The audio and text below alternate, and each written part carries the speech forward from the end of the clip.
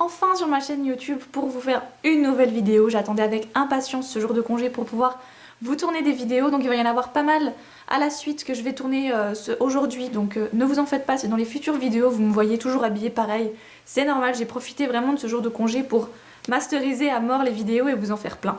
Donc aujourd'hui on va parler tag, ça s'appelle le Winter Wonderland Book Tag que j'ai trouvé sur la chaîne américaine de Bookables qui est ma référence tag américain, donc que j'aime traduire, que du coup je trouve ne sont pas encore très répandus chez nous.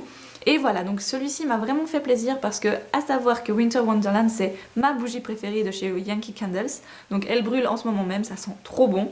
Et deuxièmement, bah voilà, c'était un tag qui me plaisait beaucoup parce que c'est pile dans le bon mois, c'est le bon thème, en plus ça parle de livres, donc ça réunit les deux et ça me plaît beaucoup. Quel livre est si joyeux et charmant qu'il te réchauffe le cœur? Alors ça j'ai dû beaucoup réfléchir parce que j'en ai pas énormément de livres qui sont très joyeux et très sympas à lire de toutes les manières, parce qu'en général tous les livres que je lis ont forcément une fin soit tragique, soit pas drôle, soit pas joyeuse du tout. Mais rassurez-vous, j'en ai quand même trouvé un, donc il s'agit de Flocons d'amour, écrit par 3 auteurs, donc nous avons John Green, Maureen Johnson et Lauren Miracle, aux éditions Hachette. Donc ce livre-là, je l'ai lu il y a 2 ans je crois, et voilà, c'est un livre qui m'a vraiment provoqué quelque chose de très simple, de joyeux, et également, comme je dis la question, vous réchauffe le cœur.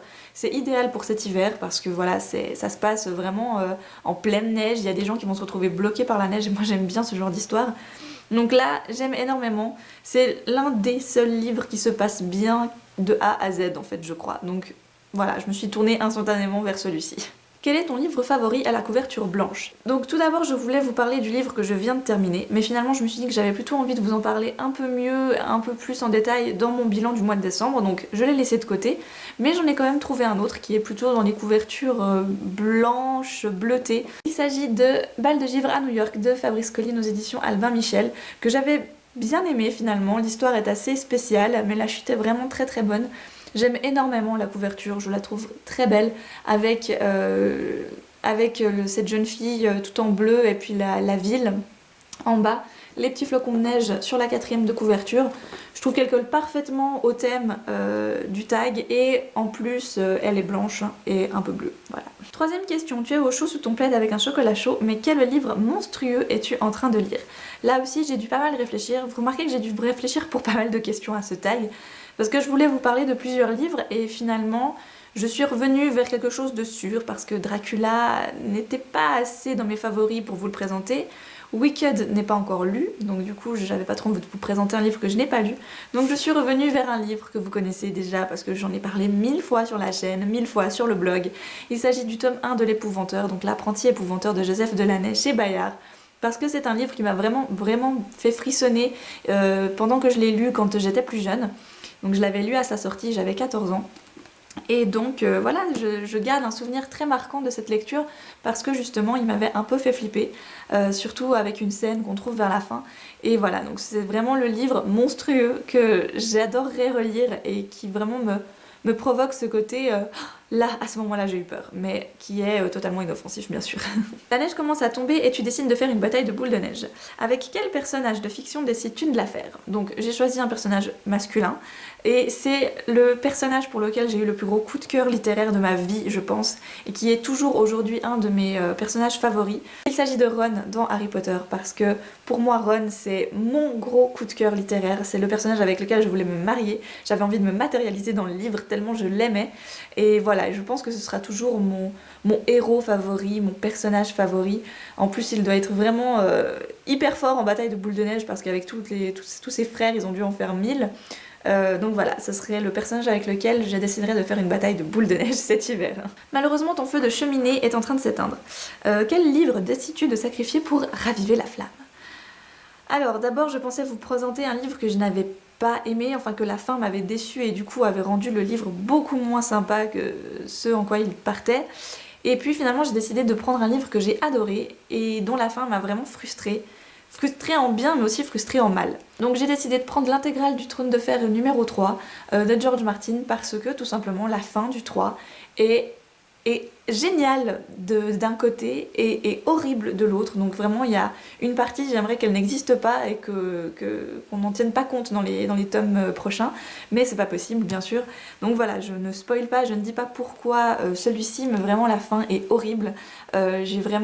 Je voulais pas le croire, j'avais envie de balancer le livre à travers la fenêtre parce que je disais mais non, je ne peux pas concevoir ça, c'est pas possible. Voilà, donc je pense que ce serait celui-ci que je sacrifierais, mais juste par là, à ce moment-là. Et dernière question, quel livre cher à ton cœur décides-tu d'offrir à quelqu'un à Noël pour qu'il ressente la même chose que toi? Donc là j'ai choisi 2 livres parce que je ne pouvais pas en choisir qu'un seul. Donc le premier c'est L'Art de l'Essentiel de Dominique Leroux, un livre de bien-être, oui. J'en ai pas énormément, c'est vrai que j'ai ceux de Dominique Leroux en fait, hein, et c'est à peu près tout. Pourquoi celui-ci? Parce qu'il m'a personnellement beaucoup aidé. C'est un livre que je refeuillette pas mal de fois. J'ai même remarqué avant en l'ouvrant que j'avais laissé une petite notice à l'intérieur. L'essentiel n'est pas d'accumuler mais de savoir jeter. Donc voilà, c'est vraiment un livre qui personnellement m'a permis de faire pas mal d'ordre dans ma vie, que ce soit matériellement ou pas. C'est également très utile pour vos déménagements parce que Dominique Leroux vous propose de vous poser les bonnes questions au bon moment pour que on se débarrasse de certaines choses dont on n'a peut-être pas besoin ou plus besoin et qui encombrent indéfiniment nos vies et qu'on ne touche jamais. Voilà, personnellement j'ai des objets dans mes tiroirs, je suis sûre quand je vais redéménager en mars, ça va être ça, je vais les prendre dans les mains et je vais me dire mais en fait ça fait 2 ans et demi que j'habite ici et je les ai jamais utilisés. Voilà, donc ça c'est un livre que je recommande hyper chaleureusement parce que voilà, il aide vraiment, moi vraiment ça a été une grande aide de l'avoir pour faire du vide. Et c'est très important le vide des fois j'ai l'impression. Et le deuxième livre que j'ai vraiment envie d'offrir juste parce que moi il m'a provoqué énormément de choses, c'est le tome 2 des Filles au chocolat, Cœur guimauve de Cathy Cassidy. Donc oui c'est un tome 2, mais c'est celui que j'ai préféré parce que Sky est le personnage de la famille que j'ai vraiment adoré. C'est celle qui me ressemble le plus, c'est celle qui m'a le plus touchée. La couverture est splendide, en plus elle fait penser à Noël avec les petits sucres d'orge dessus. C'est la plus belle selon moi. L'histoire est vraiment adorable. Je trouve que Sky a une personnalité tellement touchante, elle est si... je sais pas comment la décrire, mais je l'adore, voilà, c'est vraiment... Je me suis sentie tellement bien pendant ma lecture de ce tome 2 que voilà, j'ai envie que tout le monde ressente la même chose, donc j'offrirai uniquement le tome 2. Voilà, tant pis pour le tome 1, c'est pas grave. Le tome 2, pour moi, ça a été la révélation de la série. Voilà, donc c'est déjà fini pour ce tag. Si vous avez envie de le reprendre, c'est avec plaisir que j'irai voir ou lire vos réponses. Je l'ai trouvé vraiment très sympa, ça permet de rester dans le thème un peu hiver de Noël des vidéos de l'avant que j'avais envie de vous faire. Je vous souhaite de très belles lectures, une très bonne décoration de sapin si vous ne l'avez pas encore fait. Personnellement chez moi, il est là. Je vous embrasse très fort et je vous souhaite de très belles lectures.